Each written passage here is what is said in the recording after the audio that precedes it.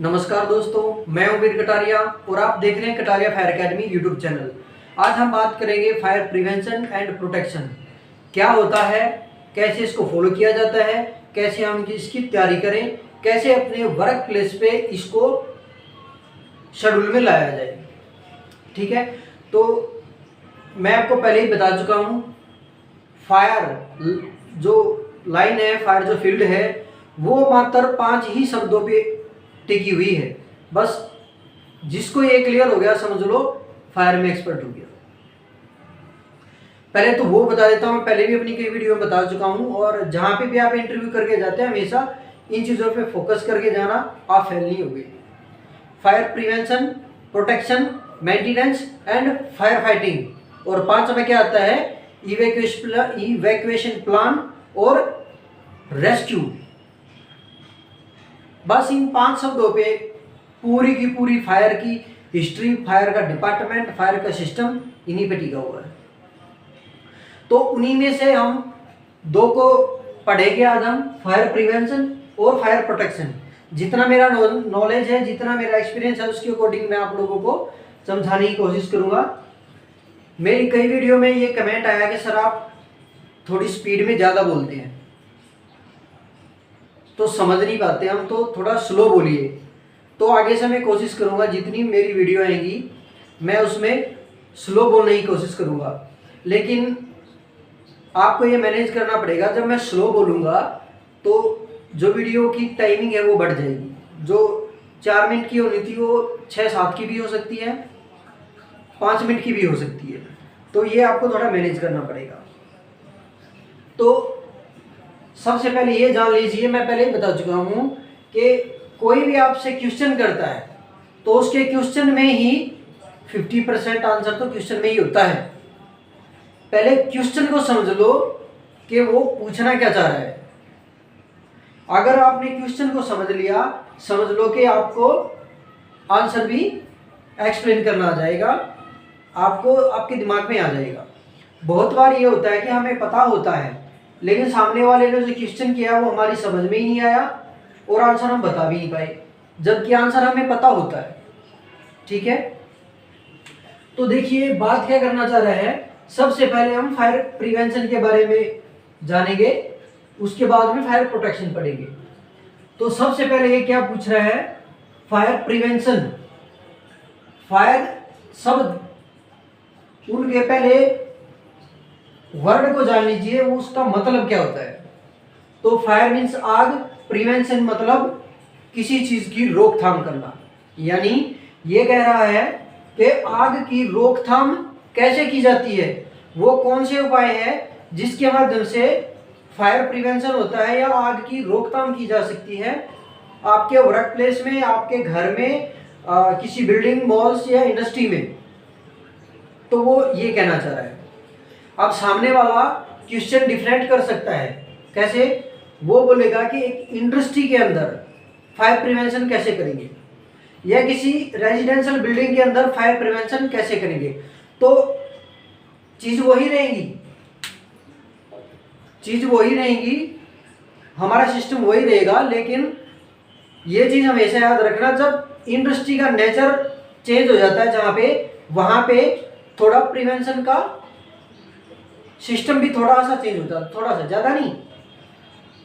क्योंकि अब fire prevention में करना किससे, सबसे पहले हमें क्या करना है, वहाँ पे ये सोर्स ढूंढना है कि वहाँ पे आग लगने वाली चीज़ें कौन कौन सी है, कहाँ पे आग लग सकती है। सबसे पहले वहाँ फोकस जाना, बस वहाँ से आपका फायर प्रिवेंशन स्टार्ट हो जाता है।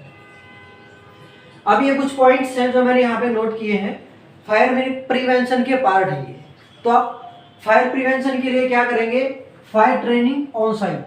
मैंने ऐसे शब्दों का प्रयोग किया है जो एक फ्रेशर या जो कोर्स कर रहा है या जो जॉब कर रहा है वो सभी को इजीली समझ आ जाएगा। आप इनको अपने हिसाब से थोड़ा चेंज कर सकते हो, लेकिन मैंने इजी शब्दों का प्रयोग किया है। फायर ट्रेनिंग ऑन साइट मतलब जिस साइट पे आप काम कर रहे हो, चाहे वो बिल्डिंग है, कोई इंडस्ट्री है, किसी भी तरह की, वहां पे आपको सभी वर्कर्स सभी ऑफिसर्स, सभी सिक्योरिटी पर्सन को फायर की ट्रेनिंग देनी है कि आपको। और फायर ट्रेनिंग के दौरान क्या होता है, ये बताया जाता है आग कितने प्रकार की होती है, कैसे लगती है, आग लग जाए तो क्या करे, आग ना लगे इसके क्या करे, ये इस तरह की आपको ट्रेनिंग देनी है। मतलब आपने लोगों को ट्रेन कर दिया तो ये समझ लेना कि आपने 70% फायर प्रिवेंशन कर दिया। क्योंकि आग कब लगती है, कोई जानबूझ के तो लगाता नहीं है, 1-2% चांस होते कोई जानबूझ के लगाए। आग कब लगती है कि हमें पता ही नहीं होता कि इससे भी आग लग सकती है, हमें पता ही नहीं होता कि हमारी इस एक्टिविटी से भी आग लग सकती है, तो आग वहां लगती है। यानी लैक ऑफ नॉलेज, हमें नॉलेज नहीं है कि इससे आग लग सकती है, इसलिए आग लगती है। और जब सामने वाले को ये पता लग जाएगा कि आग कैसे लगती है और उसको बुझाया कैसे जाता है, तो प्रिवेंशन हो जाएगा। बहुत बड़े नुकसान को आप रोक सकते हो, कंट्रोल कर सकते हो, लेकिन ख़त्म नहीं कर सकते। कोई भी चीज़ कभी ख़त्म नहीं होती, वो रिसर्कुलेट होती रहती है। ठीक है, तो आपको फायर ट्रेनिंग देनी है। फायर ट्रेनिंग के दौरान ये सारी चीज़ें बतानी है, आग कैसे लगती है, कैसे बुझाती है, कितने प्रकार होते हैं, आग के ऊपर एक्सटिंग्विशर को कैसे ऑपरेट करते हैं, फायर इक्विपमेंट को कैसे प्रयोग किया जाता है, ये सारी चीज़ें आपको अपने वर्क प्लेस में सभी को सिखानी है। आपने देखा भी होगा कि जहाँ पे आप काम कर रहे हैं वहाँ पे आप भी किसी को ट्रेनिंग देते हो, तो जब आप ट्रेनिंग दे रहे हो ना, वही फायर प्रिवेंशन का एक पार्ट है, वही फायर प्रिवेंशन है, आप फायर प्रिवेंशन कर रहे हो।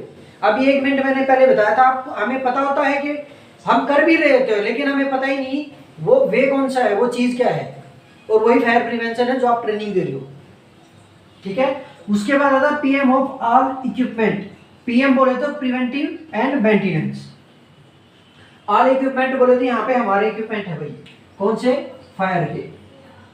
अब बोलोगे फायर के प्रिवेंट एक्सटिंग्विशर वगैरह से कैसे प्रिवेंशन हो जाएगा। देखो, हमने एक्सटिंग्विशर किसे लगाए हैं कि प्रोटेक्शन, उसके आपके मन में आएगा तो प्रोटेक्शन ही है, प्रिवेंशन कैसे बोल रहे हैं।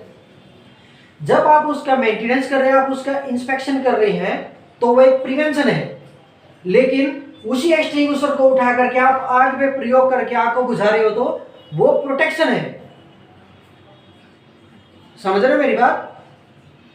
जब एक्सटिंग्विशर या हमारे फायर के किसी भी इक्विपमेंट का हम प्रिवेंटिव मेंटेनेंस करते हैं, चेकिंग करते हैं, इंस्पेक्शन करते हैं, तो वो उसका प्रिवेंशन कर रहे हैं, फायर का प्रिवेंशन कर रहे हैं। क्योंकि हमने उसको रख दिया 6 महीने तक, छुआ ही नहीं, वो तो जम जाएगा पाउडर, एक्सटिंग्विशर चलेगा ही नहीं। जब आग लगेगी, अब बोलो हम तो एक्सटिंग्विशर का प्रोटेक्शन हो जाएगी, कोई दिक्कत नहीं है, तो आग जलाने का तो आग पे चलाएंगे एक्सटिंग्विशर। तो पीएम ऑफ ऑल इक्विपमेंट। ठीक है, उसके बाद आता है स्टोर मैनेजमेंट।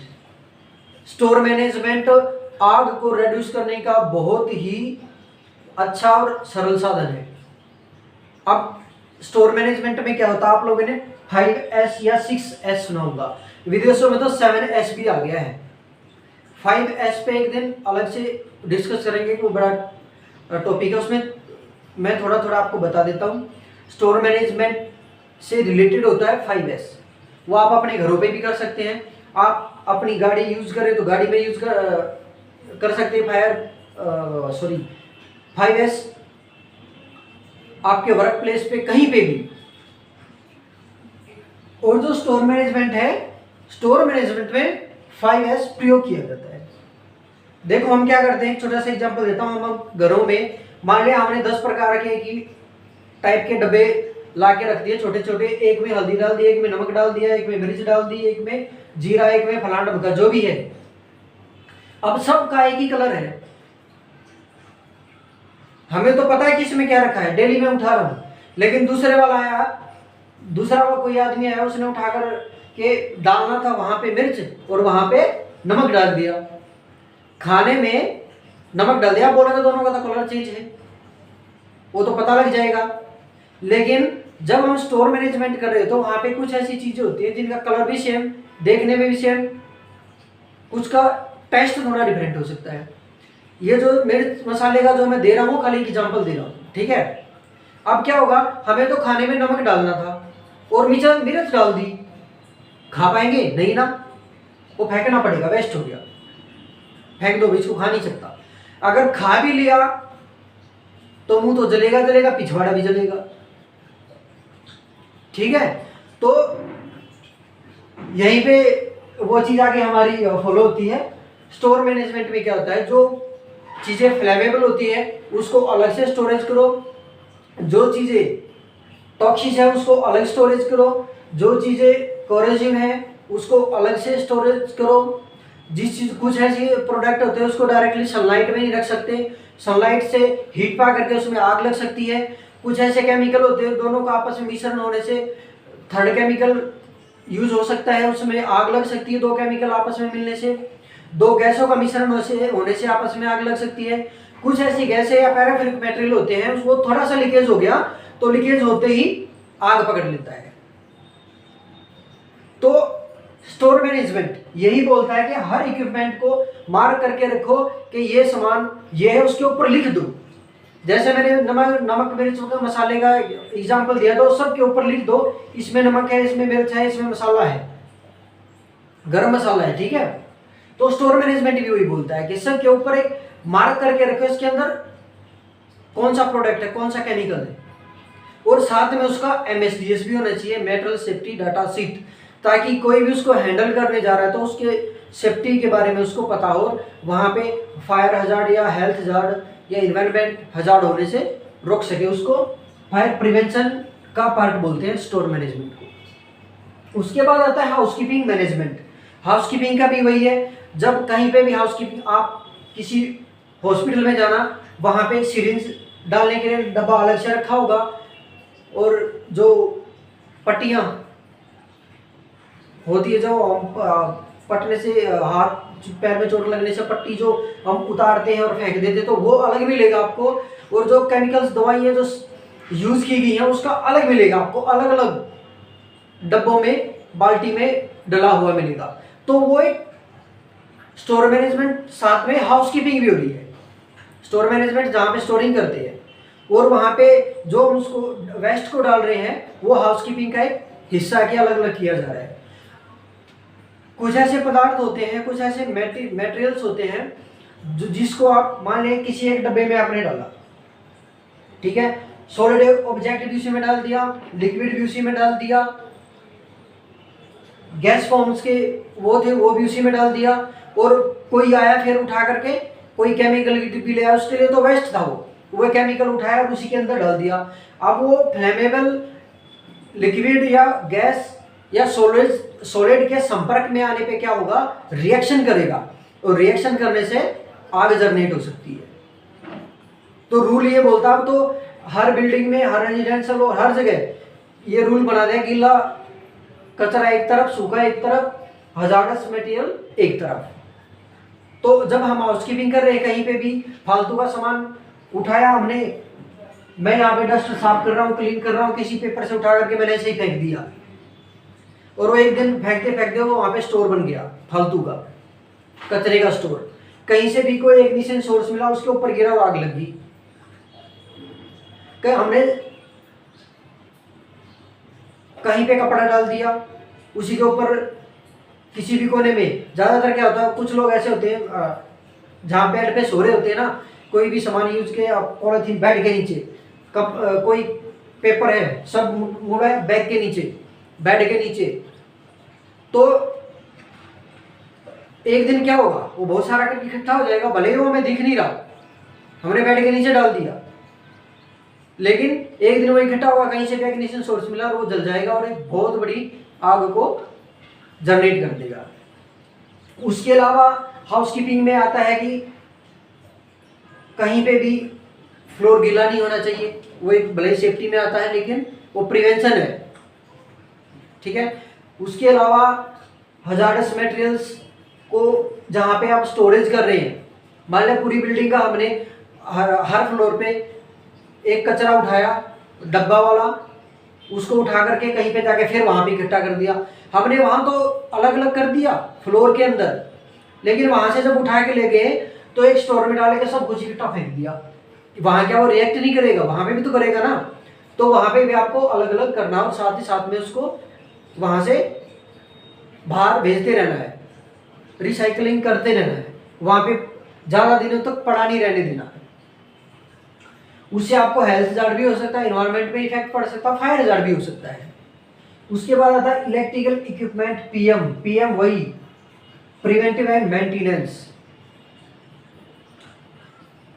आग लगने के जब कोई भी हमें चांस नहीं मिलते ना, या कहीं पे आग लगी है और हमें फाइंड आउट नहीं हो रहा कि आग कैसे लगी है, तो लास्ट में सिर्फ एक ही हमारे पास ऑप्शन रह जाता है, उसको हम शॉर्ट सर्किट का नाम दे देते हैं। और किसी भी इंडस्ट्री में आज के टाइम पे सबसे ज़्यादा इलेक्ट्रिकल शॉर्ट सर्किट से ही आग लगती है, क्योंकि इलेक्ट्रॉनिक्स का ज़माना है, हर जगह इलेक्ट्रॉनिक्स डिवाइस यूज़ हो रहे हैं। लेकिन वो हमारी आवश्यकता तो है, हमें समय समय पे उसका पीएम करना चाहिए, उसका मेंटेनेंस करना चाहिए। उसमें कौन से पार्ट डैमेज हैं उसको मेंटेनेंस करो, प्रॉपर लगाओ। कौन से नट बोल्ट वगैरह उसके लूज है वो उसमें प्रॉपर मेंटेन करो। कहीं पे कोई कटा फटा वायर है तो उसको बराबर इंसुलेट करो, टेप लगा करके या किसी दूसरे माध्यम से। वायर लटकी हुई है तो उसमें कंड्यूटिंग करो, कोई भी ओपन वायर नहीं होना चाहिए। ये सब इलेक्ट्रिकल फायर के को प्रिवेंट करता है, आग इलेक्ट्रिकल फायर को रोकता है। अब यहाँ पे पीएम इक्विपमेंट की पीएम की बात कर रहे हैं हम। आपने देखा होगा घरों में भी हमारी चाकी या कोई भी पानी वाली मोटर काफी देर तक चल रही, वो 2-3 घंटे 4 घंटे, या जो उसकी लिमिट है उसकी लिमिट से वो क्रॉस कर गई तो मोटर हीट हो जाती है, ओवर हीट होकर के वो जल जाती है और फिर आग लग जाती है, वो मोटर जल जाती है। उसके संपर्क में जो भी सामान आया वो जल जाएगा। तो समय समय पे हमें देखना चाहिए कि वो जो इक्विपमेंट है उसका टाइम पे पीएम प्रिवेंटिव मेंटेनेंस हो रहा है या नहीं। कोई भी ऐसा फ्लेमेबल मटेरियल का स्टोरेज है, वहां पे आपको ये देखना कि भाई, एक छोटा सा एग्जांपल मैं आपको देता हूं। हमारा टैंक है कोई भी, चलो वो भी अलग है, टैंक तो हर जगह नहीं मिलते। हम एलपीजी सिलेंडर की बात करते हैं। एलपीजी सिलेंडर में हम एक पतले वाला पाइप यूज करते हैं जिसमें से बिल्कुल इजीली जाता हुआ दिखता है, वो जो बिल्कुल थर्ड क्वालिटी का होता है। और थोड़ा सा भी हीट पा करके थोड़ी सी भी गैस लीकेज हुई, उसको हीट मिली, वो आग लग जाती है। तो हम उसके लिए क्या करते हैं, गुड क्वालिटी का एक पाइप लेते हैं कि ये बहुत ही देर तक बहुत ही ज़्यादा हीट पे जाकर के वो जलता, बहुत ही देर तक उसको हीट चाहिए तब वो जलेगा। ठीक है, तो वो वाला हम यूज करते हैं, वो भी एक प्रिवेंशन है। एलपीजी सिलेंडर का रूल क्या बोलता है कि चूल्हा हमेशा ऊपर और सिलेंडर नीचे, वो भी एक प्रिवेंशन है। आप पूछेंगे वो प्रिवेंशन कैसे है। एलपीजी जो गैस होती है वो हवा से 2.5 गुना भारी होती है, अगर वो लीकेज हो जाएगी तो नीचे घूमेगी ना कि ऊपर जाएगी। अब चूल्हा कहाँ, चूल्हा भी नीचे ही रखा है, तो जैसे भी आप कोई भी माचिस तिल्ली यूज करोगे तुरंत आग पकड़ लेगा। अगर चूल्हा आपने ऊपर रखा, सिलेंडर नीचे है, तो वो पहले नीचे घूमेगी गैस, और आपका जो चूल्हा है वो ऊपर है, आप उसको जलाने जाओगे तो उससे पहले आपको उसकी स्मेल आ जाएगी कि एलपीजी लीकेज हुई है। अगर हो भी गई तो जैसे आपने चूल्हा जलाया है आपको स्मेल आ गई, तुरंत बंद भी कर दोगे। लेकिन नीचे होगा, आपने तुरंत तो माचिस जलाई, चूल्हा नहीं जलेगा, उससे पहले तो आग जल जाएगी और हो सकता है आदमी भी वहां पे डेथ कर जाए। तो वो भी एक प्रिवेंशन है। ठीक है, उसी तरह से यहाँ पे इलेक्ट्रिकल इक्विपमेंट का प्रिवेंशन किया जाता है। जो हमारी मोटर होती है, हम देखते हैं कि पंखे वाली या कूलर वाली मोटर, उसमें बराबर ऑयल इंक्रीजिंग करते हैं ताकि उसमें घर्षण ना हो करके बैरिंग वगैरह ना टूटे, ऑयल ना जले, इलेक्ट्रिकल फायर ना हो। उसके बाद आता है थर्ड पार्टी ऑडिट। आप जिस भी वर्क प्लेस में काम कर रहे हैं वहां पे आपने देखा होगा कि सुना होगा कि ऑडिट वाले आए हैं, भाई ऑडिट वाले आए हैं। तो थर्ड पार्टी ऑडिट वो अपने आप थोड़ी आती है, हमारी ही कंपनी पैसे देके बुलाती है। सोचो, पैसा भी दे रहे हैं और कमियां भी अपनी निकलवा रहे हैं। जब हम जहाँ पे हम काम कर रहे होते हैं, कुछ ऐसी चीज़ होते हैं हमारे, हम डेली यूज़ में लेते हैं लेकिन वो हजार्डस है, उससे फायर हो सकता है, लेकिन हमारे दिमाग में ही नहीं आया। तो हो सकता है जो थर्ड पार्टी से हम ऑडिट करवा रहे हैं, वो तो हम एक्सपर्ट हायर कर रहे हैं, हमारे से ज़्यादा क्वालिफिकेशन उनकी, हमारे ज़्यादा एक्सपीरियंस होगा, तो उनसे हम चेक करवा करके, ऑडिट करवा करके सारी एरिया में घुमाते हैं, रिस्क असेसमेंट करवाते हैं, हर चीज़ को दिखाते हैं। ऑडिट करवाने से जो नए पॉइंट्स आते हैं निकल के, उनको रेक्टिफाई कराते हैं ताकि आग ना लगे और वहाँ पे फायर प्रिवेंशन हो सके। तो time to time fire audit होना चाहिए, वो भी एक फायर प्रिवेंशन का ही पार्ट है। हाँ, वो डिपेंड करता है इंटरनल है एक्सटर्नल है, वो डिपेंड करता है कंपनी के ऊपर कैसा करवाती है। उसके बाद आता है इवैक्यूएशन ड्रिल। इवैक्यूएशन ड्रिल, आप ये बोलोगे इवैक्यूएशन ड्रिल जो रहता है, ये ड्रिल नाम से थोड़ा दिमाग में आया होगा कि जो लोग ऑलरेडी एक्सपर्ट हो तो समझ जाएंगे। ड्रिल बोलेंगे तो फायर ड्रिल, एक्सटिंग्विशर फलाना का, लेकिन वो नहीं है भाई। इवैक्यूएशन शब्द का मतलब समझो, ये इवैक्यूएशन शब्द का मतलब होता है खाली करना, इवैक्यूएट करना, वहां से भाग जाना, वहां से निकल जाना। जैसे मैं रूम में खड़ा यहाँ से भाग गया तो वो इवैक्यूएशन है, इवैक्यूएट कर जाना है, एग्जिट कर जाना है। ड्रिल बोले तो प्रशिक्षण।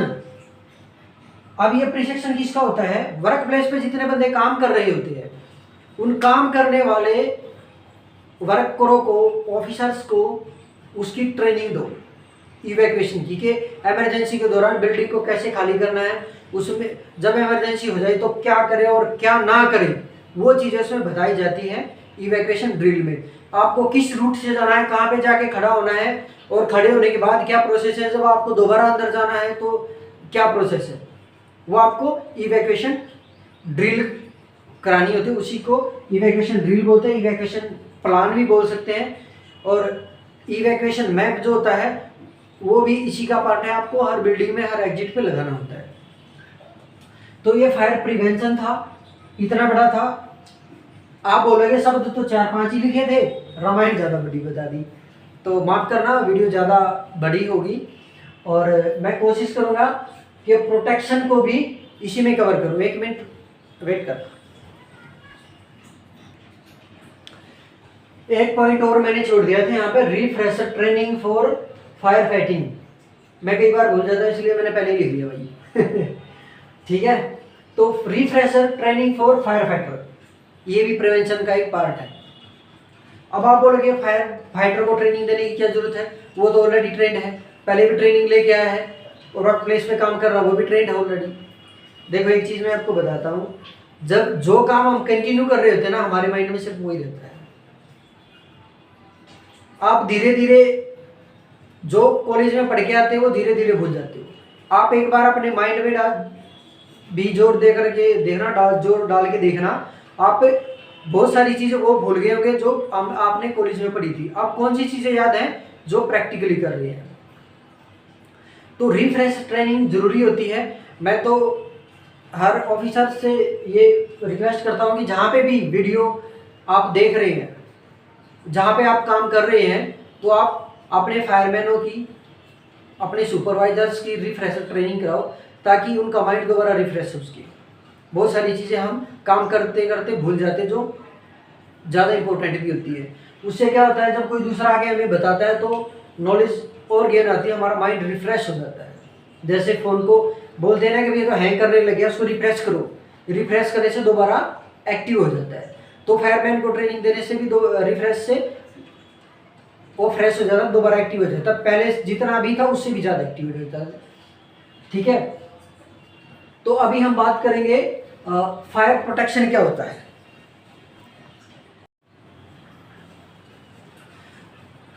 तो अभी हम बात करेंगे फायर प्रोटेक्शन सिस्टम की। फायर प्रोटेक्शन सिस्टम क्या होता है, तो फिर वही वाला प्रोसीजर दोहराएंगे। सबसे पहले हम ये जानेंगे इनका मतलब क्या होता है। फायर मीन्स आग, प्रोटेक्शन इस्लाम मतलब प्रोटेक्शन मतलब सुरक्षा, सुरक्षा देना या सुरक्षा लेना। प्रोटेक्शन लेना मतलब सुरक्षा लेना, प्रोटेक्शन देना मतलब सुरक्षा देना। और सुरक्षा किससे देना? फायर से, यानी फायर से सुरक्षा करना या सुरक्षा देना क्या होता है। तो मैंने पहले बताया था फायर प्रिवेंशन। फायर प्रिवेंशन जो होता है वो आग लगने से पहले किया जाता है, और फायर प्रोटेक्शन जो होता है वो आग लगने के बाद होता है। तो इतना समझ में आ गया होगा। आग लगने के बाद हम क्या करते हैं, fire extinguisher, sprinkler, monitor, hydrant ये सब चलाते हैं। और आग लगने से पहले हम ट्रेनिंग देते हैं, हाउसकीपिंग, स्टोरेज मैनेजमेंट और risk assessment, fire risk assessment को एनालाइज करते हैं। ठीक है, तो फायर प्रोटेक्शन सिस्टम का मोटो क्या होता है, उसका एम क्या होता है, तो इसका एम होता है life and property saving. Life and property saving, यही फायर प्रोटेक्शन सिस्टम का मोटो होता है। और अगर हमारे से कोई पूछता है कि फायरमैन या फायर ऑफिसर का क्या काम होता है कि इंडस्ट्री के अंदर, तो सबसे पहले आपको वर्ड यही बोलना है कि लाइफ एंड प्रॉपर्टी सेविंग। वहां पे जितने बंदे काम कर रहे हैं सबको सेफ रखना और प्रॉपर्टी को भी सेफ रखना। सबसे पहले प्रायोरिटी हम देते हैं किसको, इसको प्राथमिकता देते हैं लाइफ को। पहले लाइफ बचाएंगे, उसके बाद प्रॉपर्टी बचाएंगे। ठीक है, ये फायर प्रोटेक्शन सिस्टम का मोटो होता है, इसीलिए फायर प्रोटेक्शन सिस्टम लगाया जाता है। अब बात करते हैं फायर प्रोटेक्शन सिस्टम में कौन कौन से सिस्टम आते हैं। तो फायर प्रोटेक्शन सिस्टम में आता है fire extinguisher, hydrant, monitor, sprinkler, gas suppression system, और उसके बाद fire panel, smoke detector, heat flame, gas सभी डिटेक्टर। बहुत सारे लोगों का क्या डाउट है, बहुत सारे लोगों का डाउट ये रहता है कि ये तो पैसिव फायर प्रोटेक्शन सिस्टम, ये एक्टिव है, इनमें भी है, इसलिए मैंने अलग अलग लिखा है। बहुत लोग बोलते हैं कि ये तो फायर प्रोटेक्शन सिस्टम का पार्ट है ही नहीं। तो भाई ऐसा नहीं है, ये भी फायर प्रोटेक्शन सिस्टम का पार्ट है। ठीक है, अब बात करते हैं कि protection system, fire protection system कितने प्रकार के होते हैं। तो वो दो प्रकार के होते हैं, एक तो एक्टिव फायर प्रोटेक्शन सिस्टम, दूसरा पैसिव फायर प्रोटेक्शन सिस्टम। ठीक है, अब इनके बारे में मैंने वीडियो अलग बना दी, ये इस वीडियो का पार्ट नहीं है, फिर भी मैं आपकी जानकारी के लिए बता दे रहा हूँ, थोड़ा जनरली बता देता हूँ। एक्टिव फायर प्रोटेक्शन सिस्टम वो होते हैं जो आग लगने के बाद प्रयोग किए जाते हैं। अपने प्रयोग में जो हम लाते हैं आग बुझाने के लिए, वो एक्टिव फायर प्रोटेक्शन सिस्टम होते हैं। जैसे मैंने यहाँ पे लिखा हुआ है extinguisher, hydrant, monitor, sprinkler, gas separation system. इनके अलावा फोम फ्लोडिंग वगैरह जितने भी है, यानी जिस भी पदार्थ का या किसी इक्विपमेंट का या किसी सिस्टम का यूज हम आग को बुझाने के लिए करते हैं, तो वो फायर प्रोटेक्शन सिस्टम के अंतर्गत आता है। और जो आग के जलने का हमें संकेत देते हैं, हमें पता बताते हैं, उसको भी फायर प्रोटेक्शन सिस्टम बोलते हैं। जैसे हमारा fire panel, smoke, heat, flame detector और गैस डिटेक्टर्स, ये सभी फायर प्रोटेक्शन सिस्टम के अंतर्गत आता है। और एक्टिव में आता है ना कि पैसिव में। और पैसिव फायर प्रोटेक्शन सिस्टम क्या होता है, जो आग को फैलने से रोकता है। हमारा एक्सटिंग्विशर कभी आग को फैलने से रोकता है, डिटेक्टर रोक सकता है, वो डिटेक्टर्स हमें पता बता सकते हैं लेकिन रोक नहीं सकते। और आग को फैलने से ये सिस्टम भी मानता हूं कंट्रोल कर लेंगे, लेकिन आग से पैसिव फायर प्रोटेक्शन सिस्टम एक तरह से प्रिवेंशन का पार्ट है। इसका एक एग्जांपल देता हूं मैं। Passive fire protection